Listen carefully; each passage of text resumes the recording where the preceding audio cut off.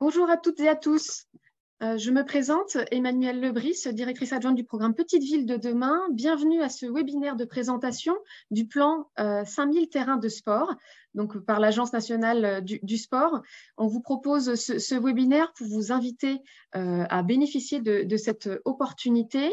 Je tiens à vous rappeler quelques consignes pour que ça se déroule de la meilleure façon possible pour tous. Si vous avez des soucis techniques, je vous invite à en faire part dans le chat, donc le système de dialogue à droite de votre écran. Et puis, pour toute question que vous souhaitez adresser à nos intervenants, je vous invite à utiliser l'onglet questions-réponses que vous trouverez en bas de votre écran.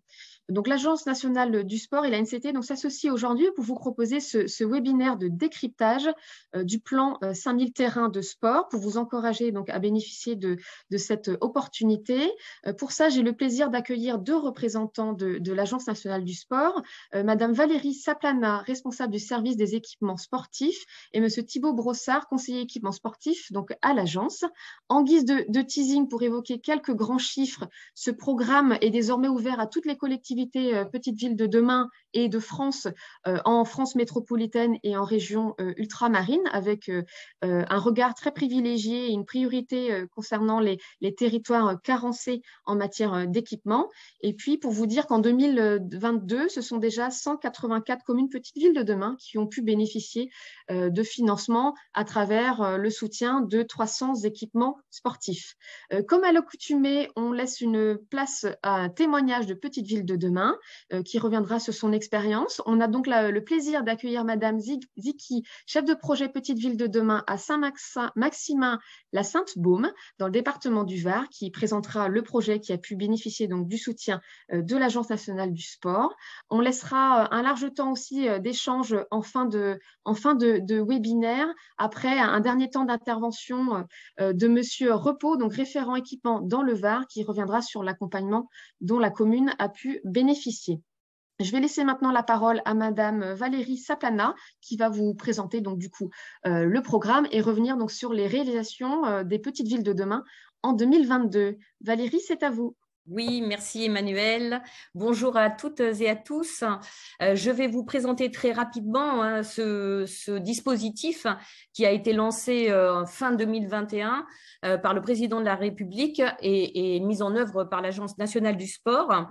L'objet de ce plan, le premier objectif de ce plan est de pouvoir amener 3 millions de pratiquants supplémentaires à pratiquer une activité sportive et physique, mais pas seulement, puisqu'en fait ce plan a été lancé à la fin de la crise sanitaire, et donc il a également pour vocation à apporter une réponse aux attentes de nouvelles pratiques, et notamment de pratiques extérieures qui se sont fait jour dans le cadre de cette crise sanitaire, d'une part, également renforcer l'activité économique la sortie de cette crise, et puis renforcer également le tissu associatif, notamment, mais pas que, en lien évidemment avec le monde scolaire, le monde des entreprises également. Voilà, donc vraiment un dispositif qui cible des petits équipements de proximité extérieurs, peu coûteux et démultipliables sur l'ensemble du territoire, avec quelques objectifs précis qui ont été assignés et que vous voyez sur cette diapositive. Je vais vous rappeler très rapidement les critères d'éligibilité qui ont évolué. Thibaut Brossard vous expliquera quelques évolutions pour l'année 2023, mais de façon générale, en 2022, les porteurs de projets éligibles étaient toutes les collectivités et leurs groupements, toutes les associations à vocation sportive, depuis la fédération jusqu'à l'association locale. Les territoires éligibles étaient tous les territoires carencés, et uniquement carencés selon la définition qu'on leur donne en territoire urbain, dans les QPV ou à proximité immédiate, ou en territoire rural selon les 3 critères qui s'affichent sur l'écran, et encore en territoire ultramarin. Diapositive suivante. les travaux, la nature des travaux éligibles, ces travaux ne portent que sur des constructions, en fait, des créations d'équipements. Il n'y a pas de rénovation du tout, création de toutes pièces ou requalification d'équipements non utilisés ou obsolètes, vétustes, en un autre type d'équipement. Acquisition d'équipements de proximité mobiles, couverture d'équipements existants ou éclairage d'équipements existants, mais en aucun cas de rénovation. Un taux de subvention très important qui a un véritable effet levier, 50 à 80% des dépenses éligibles. Et pour atteindre les 80%, il faut aussi présenter il faut que le projet présente quelques vertus, notamment en termes d'innovation, de démarche éco-responsable, de garantie de pratiques féminines. Et maintenant, et puis vous verrez plus tard, il y a un critère supplémentaire qui intervient, mais c'est en 2023, je ne vais pas dévoiler tout de suite. Voilà, et ce taux peut être porté à 100% en territoire ultramarin, avec un plafond maximum à 500 000 euros qui ne peut être dépassé lorsqu'il y a surtout plusieurs projets déposés ensemble faisant l'objet d'une demande de subvention. L'apport du porteur de projet minimum 20%, ça c'est la règle générale de toute façon. Diapositive suivante. Voilà, une convention qui est fondamentale, une convention d'animation pour ne pas que ces équipements soient délaissés et aussi pour garantir la pratique féminine, parce qu'on sait que lorsqu'il n'y a pas d'encadrement et qu'on est à 100% en accès libre, les femmes ont du mal à accéder à l'équipement. Donc, on souhaite qu'il y ait une convention d'utilisation signée et qui porte à la fois sur l'animation à minima par une association à vocation sportive, mais qui garantisse quand même des créneaux en accès libre pour le grand public découvrir des pratiques nouvelles et des sports nouveaux. Voilà, le foncier, bien évidemment, il faut le maîtriser. Pour les équipements fixes, il faut le maîtriser pendant 10 ans. Pour les équipements mobiles, c'est 5 ans, bien évidemment, pour garantir une certaine pérennité. Diapositive suivante. Voilà, donc un petit bilan de la première année de mise en œuvre de ce dispositif, c'est-à-dire en 2022. Nous sommes quand même très, très satisfaits du résultat. Donc, 2129 équipements ont été financés, qui correspondent à un certain nombre de dossiers, mais c'est vraiment le nombre d'équipements qui importe, pour un montant de subvention de 86,4 millions d'euros. Un taux de subvention moyen sur les 2 volets nationaux, régionaux, donc de 62%, une subvention moyenne de 40 600 euros. Voilà, et une grande part aussi de projets en territoire ruraux, ce qui est très, très intéressant pour nous. Alors, vous avez le corollaire, ce qui correspond aux communes petites villes de demain.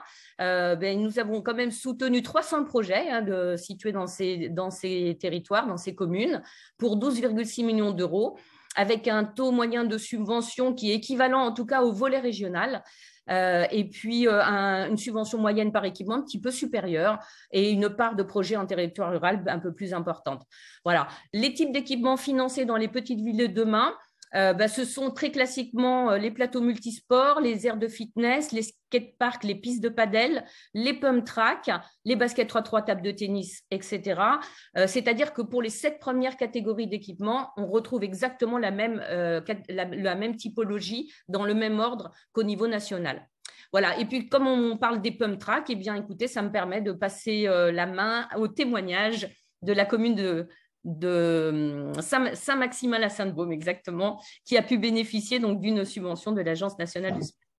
C'est parfait. Merci pour la transition, Valérie. Je vous laisse la main, Madame Zicki. Bonjour à tous et à toutes. D'abord, je tiens à remercier au nom du maire Alain de Canis, l'ANCT et l'ANS d'avoir invité Saint-Maximin à partager son expérience de création d'un pump track. Donc, pour planter le décor, Saint-Maximin, c'est une commune de 18 000 habitants dans le Var, à l'extrême ouest du Var, qui est très attractive de par son cadre de vie entre campagne et montagne et de par sa proximité avec Aix et Rousset, dans les Bouches-du-Rhône, où travaillent de nombreux Saint-Maximinois. Donc, la commune de Saint-Maximin a voulu conforter son rôle de centralité, de deuxième commune-centre dans la communauté d'agglomération de Provence Verte aux côtés de Brignoles et revitaliser son centre-ville en adhérant au dispositif Petite Ville de demain. La convention cadre vient d'être signée avec le préfet du Var le 6 décembre dernier. Alors, comment est née l'idée d'un pom track? En fait, ce sont les jeunes de la commune qui ont sollicité Monsieur le maire. Il faut vous dire que la commune est très sportive puisqu'on compte 4600 licenciés, tous sports confondus, 12 associations sportives, dont 2 de vélo, et que nos jeunes se qualifient régulièrement au niveau national dans des compétitions UNSS. Donc, il se trouve que le programme Petite Ville de demain prévoit dans son orientation stratégique numéro 5 le fait de développer les équipements publics et en particulier des équipements sportifs. Donc, la demande des jeunes correspondait parfaitement avec le programme Petite Ville de demain. Donc, Monsieur le maire m'a chargé de travailler sur le projet avec un élu qui est lui-même féru de vélo, qui a été très impliqué dans l'affaire. À cette époque, aussi en fin d'année 2021, donc on a entendu parler de la subvention proposée par l'Agence nationale du sport, 5000 équipements sportifs de proximité. Donc voilà, toutes les conditions étaient réunies pour travailler sur ce projet. Pour la localisation, il y a un lieu qui s'est imposé d'emblée parce qu'en fait, on a un secteur qui est en développement, un quartier qui jouxte le centre-ville au nord, qui est à 2 minutes à pied du centre-ville, qui est sous maîtrise foncière communale. Donc, à l'ouest de ce secteur, un complexe sportif est en construction. Il sera livré en juin prochain. Et de l'autre côté, sur sa partie est, il y a déjà une aire de jeu pour enfants qui a été installée. Et donc, construire le pom track juste à côté s'est imposé d'emblée. Nous avons ensuite recherché, bien sûr, des prestataires qualifiés dans les pom tracks et fait établir des devis. On a pu profiter de la loi ASAP qui, à ce moment-là, a relevé le seuil des marchés publics à procédure adaptée à 100 000 €. En parallèle, on est entré en relation avec la direction régionale à la jeunesse, à l'engagement et au sport, en la personne de son représentant, M. Christian Repos. Il nous a été vraiment d'une aide précieuse pour récolter les pièces, monter le dossier. On a eu de nombreux échanges téléphoniques, mails avec lui pour nous aider à avoir un dossier susceptible d'être reçu. Donc, nous avons signé 2 conventions, comme vous le soulignez tout à l'heure, pour que des créneaux soient réservés des associations sportives. Donc, une convention a été signée avec le Cyclo-Club Saint-Maximinois et une autre avec l'UNSS du collège Henri Matisse pour réserver des créneaux d'utilisation à ces associations.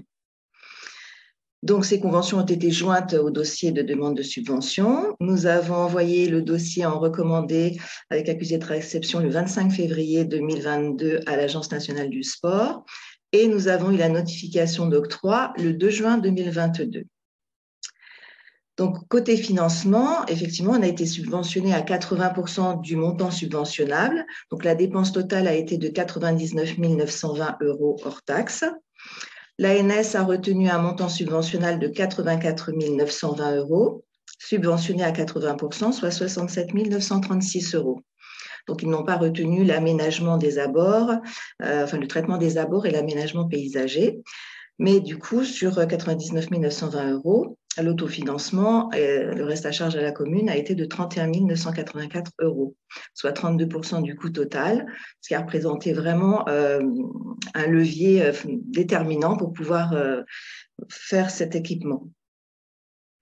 Comme prestataire, nous avons retenu Hurricane Treks, qui a réalisé donc un pom track de 215 mètres linéaires avec 635 mètres carrés d'enrobé. Les travaux ont duré 2 semaines, donc ils ont été très réactifs. Il nous a été livré début juin 2022. La particularité de son tracé, c'est qu'il juxtapose une boucle pour débutants avec un îlot central et à côté une boucle pour intermédiaires. De cette façon, ça permet que les débutants puissent pratiquer en même temps que les confirmés sans qu'ils se gênent, sans qu'il y ait d'accident surtout. L'autre particularité, c'est qu'il y a une ligne de saut qui est destinée à satisfaire tous les utilisateurs expérimentés. Et enfin, il y a plusieurs zones de repos qui sont prévues sur l'équipement de manière, en période d'affluence, à pouvoir accueillir le maximum de participants. Pour compléter cet équipement, on a installé une clôture qui est destinée à protéger l'accès en dehors des heures d'ouverture. On a le fabricant, enfin l'installateur qui a apposé un panneau avec les consignes de sécurité. Et nous, communes, sur cette clôture, on a apposé le logo de l'ANS et de Terre de Jeux 2024. Alors, côté sécurité aussi, je vous ai parlé tout à l'heure d'un complexe sportif qui était construit de l'autre côté de la rue. Du coup, on a prévu une caméra de surveillance sur le parking du complexe sportif qui couvrira aussi la zone du pom-track. Côté donc fonctionnement, le pom-track est en libre accès. Les heures d'ouverture, c'est 9h à 19h en période d'été. C'est un peu plus restreint en période hivernale puisqu'on clôture à 17h30. Donc, c'est un employé municipal qui vient ouvrir et fermer le portail du pom-track tous les matins. Il y a des créneaux donc, qui sont réservés pour les 2 associations sportives. Pour l'UNSS, c'est le mercredi de 13h à 14h30. Et le dimanche, de 9h à 11h, c'est réservé au cyclo-club de Saint-Maximin. Alors, pour le moment, vous voyez un peu sur les photos, l'aménagement est nu. C'est un terrain nu qui va recevoir bientôt la plantation d'arbres et puis des arbres et puis des tables et des chaises, pardon, des bancs, pour que les gens puissent profiter au maximum d'un lieu convivial. Donc, que vous dire de plus que depuis son ouverture, vraiment, le pom-track rencontre un franc succès. Il y a toujours des jeunes dessus, quels que soient les jours de la semaine. Alors, bien sûr, c'est en particulier le week-end et les mercredis, mais on se rend compte qu'à n'importe quelle heure du jour, il y a des jeunes qui sont sur ce pom-track. Ils viennent régulièrement même remercier Monsieur le maire d'avoir construit cet équipement. Donc, on s'aperçoit que ça permet de prendre en compte non seulement la pratique de compétition, mais aussi d'ouvrir à de nouvelles pratiques, voilà, le sport loisir, le sport santé, le sport aussi créateur de liens sociaux, puisqu'on s'aperçoit que voilà, cet équipement permet de créer du lien intergénérationnel aussi. Et on sait que quand le complexe sportif sera ouvert de l'autre côté, ça permettra aux enfants qui pratiquent le sport d'être accompagnés de leurs parents et de leurs grands-parents qui pourront accompagner les frères et sœurs à côté sur l'aire de jeu et sur le pom-track. Voilà, j'en ai terminé avec l'expérience de Saint-Maximin. J'espère qu'elle pourra inciter d'autres communes à se lancer dans cet équipement et à bénéficier surtout des subventions de l'ANS. Merci beaucoup. Moi, j'ai une petite question un peu personnelle. Vous évoquiez que c'était ouvert toute l'année, qu'il y avait effectivement une barrière de sécurité pour protéger aussi Oui. l'espace. Mais j'ai une question un peu bête, certainement. Mais l'hiver, quand il fait très froid, est-ce qu'il n'y a pas des risques de gel, justement, de la piste? Est-ce qu'il y a des précautions qui sont faites pour vérifier la qualité, justement, de l'équipement proposé? Alors, on a un agent municipal qui regarde régulièrement, c'est un agent des services techniques, à vrai dire, qui regarde régulièrement l'état de la piste. Mais il se trouve que là, on a des périodes de grand froid, même si on est dans le sud, mais que pour le moment, on n'a pas eu ce problème parce que bon, il fait froid, mais un froid sec. Mais effectivement, en période s'il y a de la glace sur l'équipement, on le fermera pour des raisons de sécurité, bien entendu. Très bien. Pardon pour cette petite question Mais je vous en qui prie. m'interrogeait. Merci beaucoup, Madame Ziki. Je vous propose de laisser la parole maintenant à Christian Repos. Monsieur Repos, donc, vous êtes au sein de la direction départementale de la jeunesse, de l'engagement et du sport.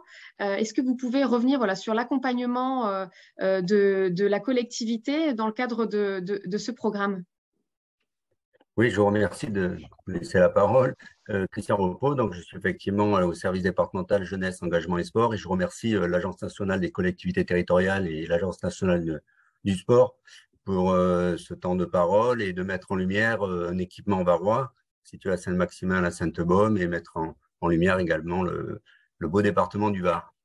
Donc effectivement, nous, lorsque la note de service de l'Agence nationale du sport sort, nous avons chronologiquement un travail à effectuer. Premièrement, c'est en termes de communication sur cet appel à projet.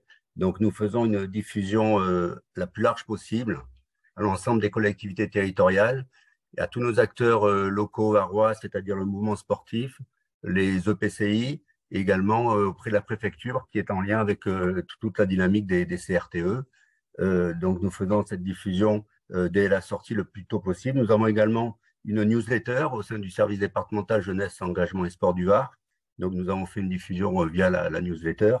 J'avais d'ailleurs tout à l'heure un contact d'une commune qui avait eu l'information par cette newsletter. Donc, ça, c'est la première partie, c'est la diffusion de l'appel à projet.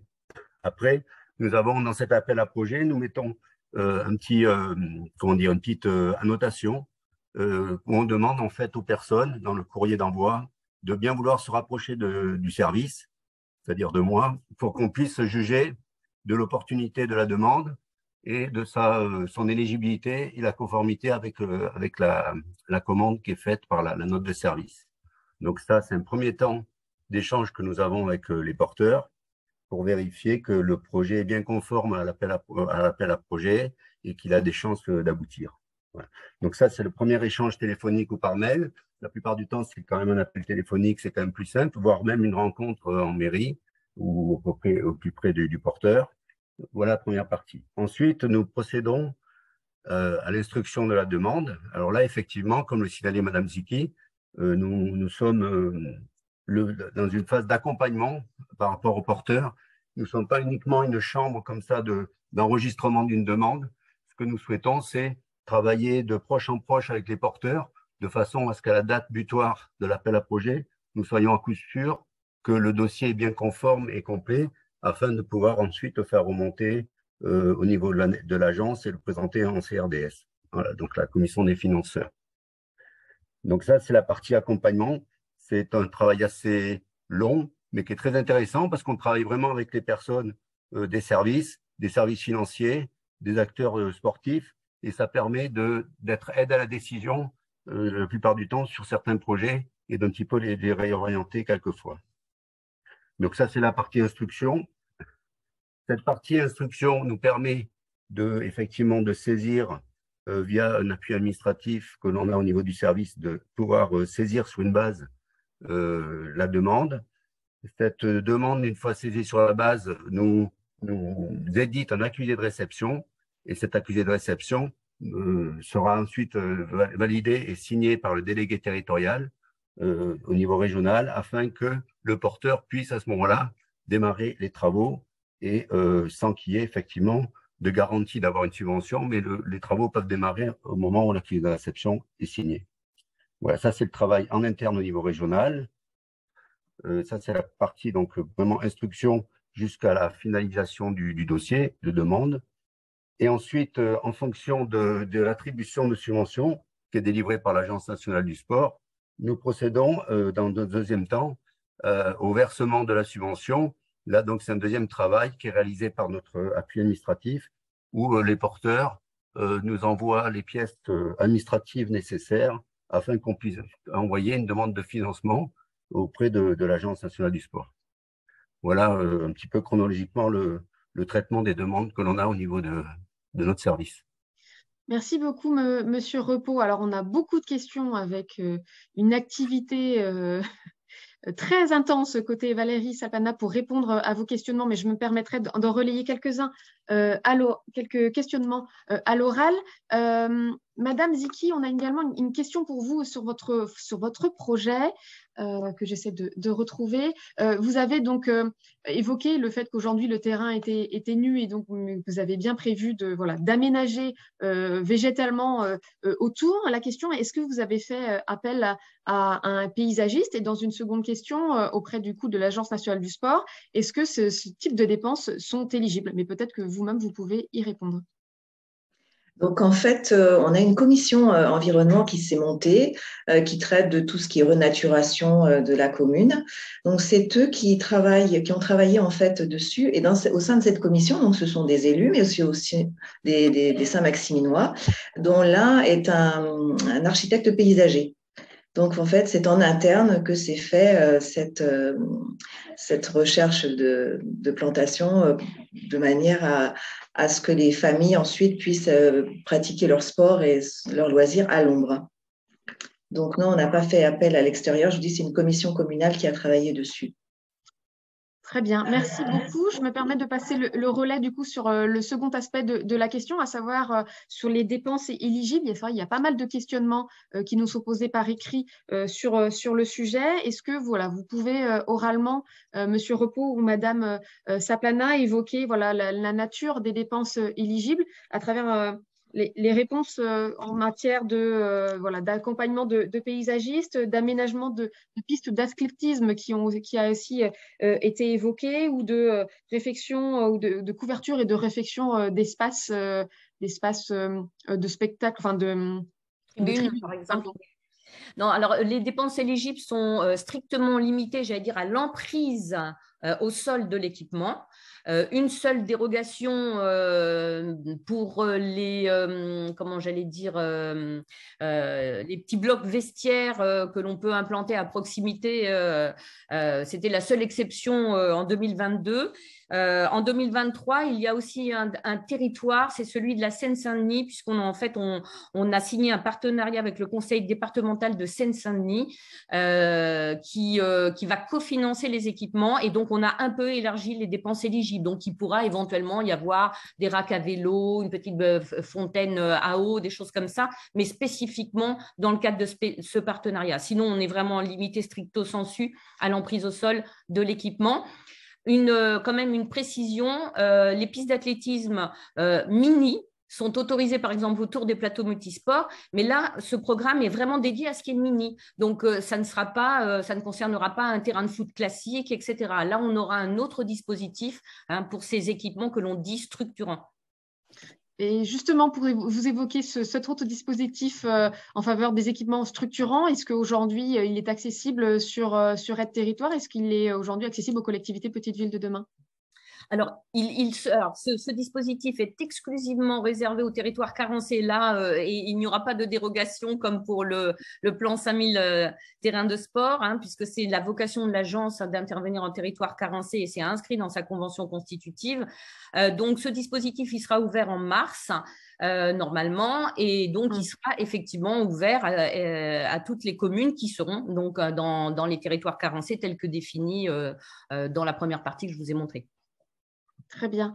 Mais pour être tout à fait complet, peut-être devons-nous entendre Monsieur Thibaut Brossard pour les évolutions 2023. Monsieur Brossard, est-ce que vous pouvez évoquer avec nous les nouveautés ou les évolutions? Oui, bonjour à tous, j'espère que vous m'entendez bien. Je vais effectivement enchaîner avec les nouveautés 2023. La première et la principale a déjà été annoncée, vous le savez, c'est le fait que désormais tous les territoires sont éligibles. Il n'y a plus cette restriction sur les territoires carencés. Néanmoins, vous le voyez sur la diapo, c'était dit, on maintient un caractère prioritaire pour les territoires carencés, mais ce qu'il faut retenir, c'est que tous les territoires sont bel et bien éligibles. C'est la principale nouveauté 2023 du plan 5000 terrains de sport.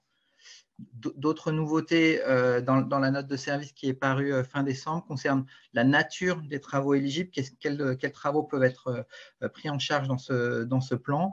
On avait mentionné les travaux sur des locaux en pied d'immeuble, les requalifications de locaux en pied d'immeuble en équipement sportif tout à l'heure dans la première partie de Valérie Saplana. On a un petit peu élargi le concept. On parle maintenant d'aménagement de locaux existants, mais en restreignant à certains sports, principalement les sports de combat type judo ou la danse et la gym. Donc, l'aménagement de locaux existants pour ce type de sport est désormais éligible. Donc, je répète, judo, sport de combat, danse et gym. Autre nouveauté sur les travaux éligibles, le design actif entrant dans la conception des équipements est désormais éligible. Alors, ce qu'on appelle le design actif, c'est cette personnalisation qu'on peut avoir sur certains équipements. Ça ne concerne pas que le sport, mais pour le sport, ça va se traduire souvent par de la peinture sur le sol pour rendre l'équipement plus attractif, justement, qu'il soit plus joli et que ça favorise la pratique sportive. Donc, ce design actif fait partie depuis cette année des travaux éligibles. De même que pour les territoires ultramarins, les remorques des équipements mobiles, c'est une demande que l'on a eue et on a intégré les remorques des équipements mobiles en territoire ultramarin uniquement. Une autre nouveauté, la troisième sur la diapo, qui concerne les cofinanceurs du plan, 2 cofinanceurs qui ont abondé le plan des 5000 terrains de sport. Le premier, c'est la Fédération française de football, qui, via son fonds d'aide au foot amateur qu'on appelle le FAFA, vient alimenter le plan 5000 terrains de sport à hauteur de plus d'1 million d'euros pour des équipements. Vous voyez, les terrains de futsal extérieur ou de foot 5, on est bien sur les petits équipements de proximité tels que ça a été dit jusqu'à présent. Et cet apport de la Fédération française de foot permet d'avoir un guichet unique. Ça veut dire qu'un porteur d'une commune qui voudrait déposer un projet pour un petit terrain de foot à 5, par exemple, n'a pas 2 dossiers de subvention à déposer, un auprès de la Fédé et un auprès de l'ANS. On centralise tout à l'ANS, à l'Agence nationale du sport, et on traitera la demande, et le porteur, s'il respecte les cahiers des charges à la fois de l'ANS et de la Fédération française de football, pourra bénéficier d'une double subvention pour son projet. Donc ça, c'est une nouveauté très, très, très intéressante. L'autre nouveauté est évoquée par Valérie Saplana sur le fait que le conseil départemental du 93 abonde également à hauteur de 2,4 millions d'euros le plan 5000 terrains de sport pour les équipements situés dans son département. Une petite nouveauté en fin de diapositive sur la durée de la convention d'utilisation et d'animation, qui a été évoquée comme une des pièces importantes du dossier à déposer. Cette durée de convention était ramenée de 10 à 5 ans. Je termine sur les nouveautés avec les bonifications pour bénéficier d'un taux de subvention plus important. Elles ont été citées préalablement. On a rajouté le design de l'équipement pour être en cohérence avec ce qu'on a dit précédemment sur le design actif. Et puis, parmi les priorités, l'une des nouveautés, c'est les terrains de rugby à 5. Donc, vous voyez, on est sur des petits équipements, on est sur du rugby à 5, pas sur des grands terrains de rugby, mais les terrains de rugby à 5, dans le cadre de l'héritage de la Coupe du Monde de rugby 2023, feront partie des priorités 2023 du plan des 5000 terrains de sport. On a peut-être encore une diapositive ou 2 diapositives pour vous expliquer les 2 processus. On a parlé précédemment de volet régional et de volet national. Vous voyez un peu les cheminements de ces deux volets. Ce qui nous intéresse ici principalement, c'est vraiment le volet régional. C'est celui qui est à destination des communes qui ont un projet situé sur un seul territoire, ce qui est généralement le cas pour les communes de petites villes de demain. Vous voyez que c'est cette partie-là qui est dotée de 86 millions d'euros. Donc, sur les 109 du plan pour 2023, il y a 109 millions d'euros, dont 86 pour ce volet régional, avec un seuil de demande de subvention fixé à 10 000 euros et des projets instruits au niveau des services déconcentrés, tel que cela a été expliqué par M. Repos. Sur ce volet régional, donc les demandes sont à présenter auprès des services départementaux jeunesse, engagement et sport, selon un calendrier qui est fixé par chaque région, avec une date limite annuelle au 15 septembre 2023. La seule exception, elle est mentionnée sur la droite de la diapositive, ce sera pour les terrains de foot à 5 dont on a parlé tout à l'heure, ou de futsal extérieur, pour lequel la demande de subvention sera déposée à l'ANS et non pas auprès du service départemental jeunesse et sport ou de la DRAGES.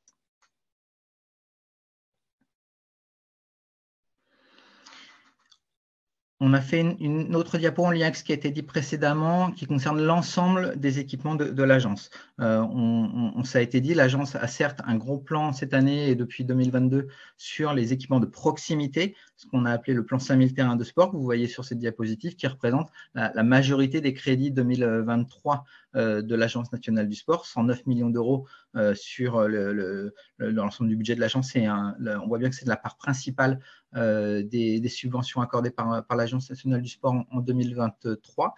Mais, comme ça a été dit tout à l'heure, il y a d'autres enveloppes qui existent, puisque ce plan 5000 terrains des sports concerne uniquement les petits équipements, les équipements de proximité.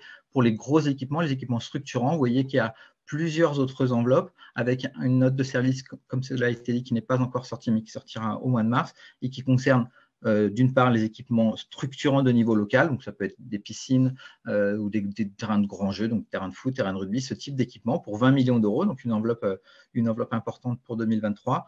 On a une enveloppe spécifique pour l'outre-mer, une enveloppe spécifique pour la mise en accessibilité pour permettre à des personnes en situation de handicap de pouvoir pratiquer le sport, une enveloppe spécifique sur le développement pour des équipements qui ne rentrent pas dans les cases vues par ailleurs, et puis une enveloppe spécifique pour la rénovation énergétique dans le cadre du plan de relance. Donc ça, c'était le cas en 2022, ça s'est terminé ces jours-ci.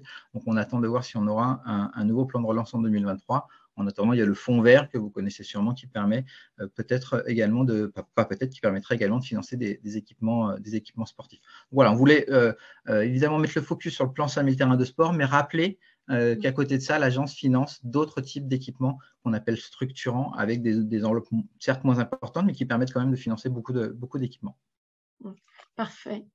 Merci beaucoup pour ce rappel. Valérie, vous vouliez évoquer les futurs dispositifs ? Oui, donc Thibaut Brossard vient de les présenter. Donc aujourd'hui, seul le plan des 5000 terrains de sport est ouvert, hein, j'allais dire. On est en train de travailler afin de finaliser la note de service qui sera normalement diffusée au mois de mars pour tous les autres dispositifs et donc qui vont concerner justement, par opposition aux petits équipements de proximité, les équipements structurants. Hein, donc gymnase, piscine, terrain de football, terrain de rugby, enfin donc terrain de grands jeux. Voilà. À compter de mars. Et donc, je voulais vous informer également qu'à compter du mois d'avril, si tout se passe bien, nous devrions ouvrir un nouveau service, hein, la plateforme Infrasport, qui sera une plateforme de dépôt en ligne directement accessible par les porteurs de projets de leur demande de subvention grâce à des pièces dématérialisées totalement. Il faudra toujours, hein, bien sûr, passer par les services déconcentrés de l'État en charge des sports parce qu'eux sauront identifier si les projets sont éligibles ou pas et ce sont eux qui vous donneront des droits d'accès à la plateforme. Mais en revanche, ensuite, vous pourrez déposer les pièces dématérialisées directement sur cette plateforme, ce qui va quand même changer la vie de tout le monde, des services déconcentrés, de l'agence et des porteurs de projets. Voilà. Donc, je tenais à le signaler.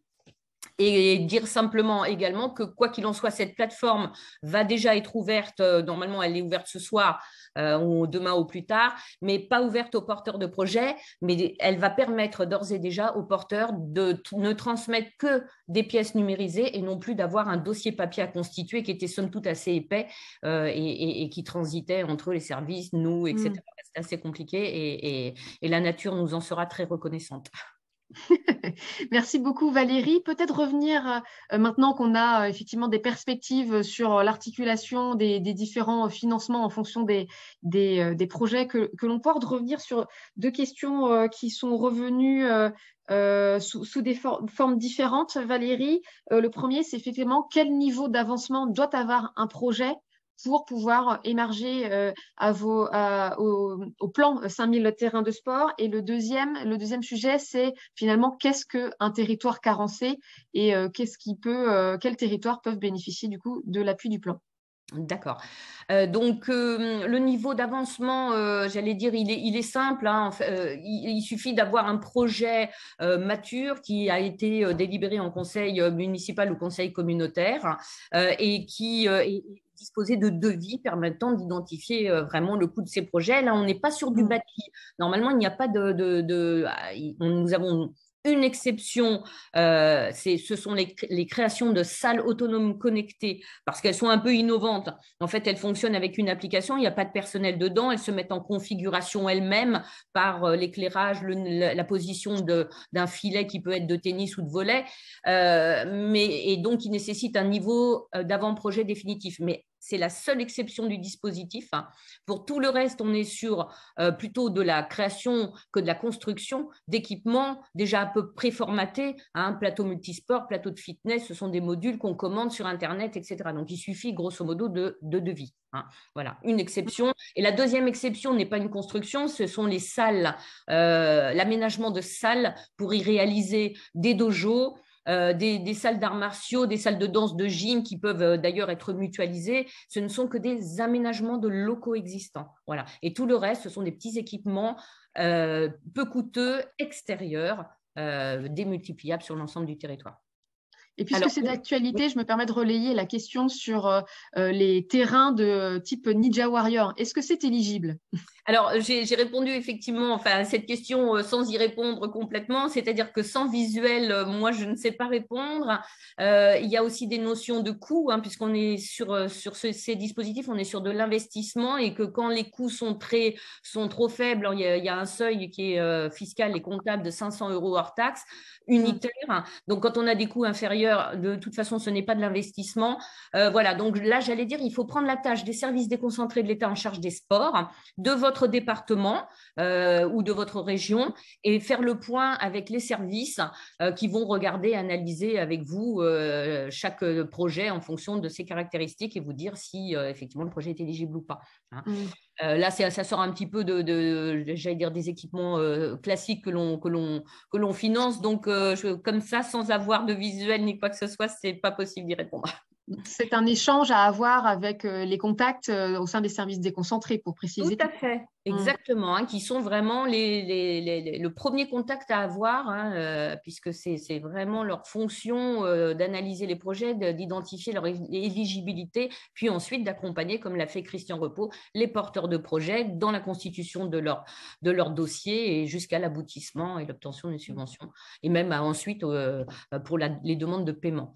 Alors, en ce qui concerne les territoires carencés, donc on a deux typologies. Les territoires carencés en équipement sportif urbain, ce sont les QPV, les quartiers prioritaires de la ville. Donc, si votre projet est en QPV ou à proximité immédiate, parce qu'on s'est rendu compte que dans les QPV, il n'y avait pas toujours le foncier nécessaire pour réaliser des équipements. Donc, on a admis qu'ils pouvaient être à l'extérieur, mais à une distance raisonnable.